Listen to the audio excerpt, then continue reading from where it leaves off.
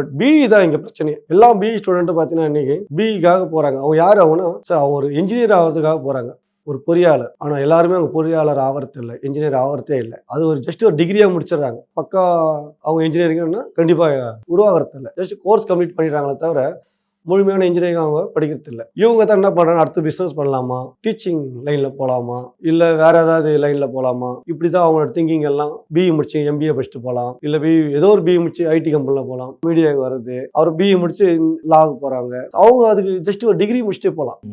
BE ஸ்டூடெண்ட்டுக்கு கொஞ்சம் maths knowledge கொஞ்சம் நல்லாயிருக்கும். அவங்க எங்கன்னா இப்போ டிஎன்பிசிலையும் நுழைஞ்சிட்டாங்க. ஸோ டிஎன்பிசியில் சாதாரணமாக ஒரு ஆர்ட்ஸ் படிச்சுட்டு வரக்கூடிய பிள்ளைங்களுக்கு போட்டி போடுறாங்க இல்லையா. ஸோ இவங்க டஃப் கொடுக்குறது பிஇ ஸ்டூடெண்ட் தான் இன்றைக்கி. வேலை வாய்ப்பில் பார்த்தீங்கன்னா இவங்க ஆல்ரெடி நல்ல கொஞ்சம் நாலேஜ் இருக்கும். அவங்கள கம்பேர் பண்ணும்போது வெறும் ஆர்ட்ஸ் படிச்சுட்டு பசங்களுக்கு என்ன வராது, மேத்ஸ் வராது. பியூர் சயின்ஸ் படித்தவங்களுக்கு மேத்ஸ் வராது. ஸோ அவங்களுக்கு 25 மார்க் மேத்ஸ் அட்டன் பண்ணணும். பிஇ பசங்க பக்காவாக அடிச்சிடுவாங்க எல்லாம். இவங்க எல்லாத்துலேயுமே போட்டு கொட்டியை குழப்பத்து உள்ள போயிட்டு இவங்க படித்த லைன் ஒன்று, இவங்க போயிட்டு மூக்க நுழைக்கிற லைனு எல்லாருக்கும் எது நல்லா போது அங்கே போகிறாங்க. அப்போ இவங்க ஏன் பிஇ போகிறாங்க, எதுக்கு அந்த செலவு பண்ணுறாங்க, ஏன் கஷ்டப்படுறாங்க, ஒன்றுமே நாங்கள் அப்படி தான் போயிட்டுருக்கு இங்கே.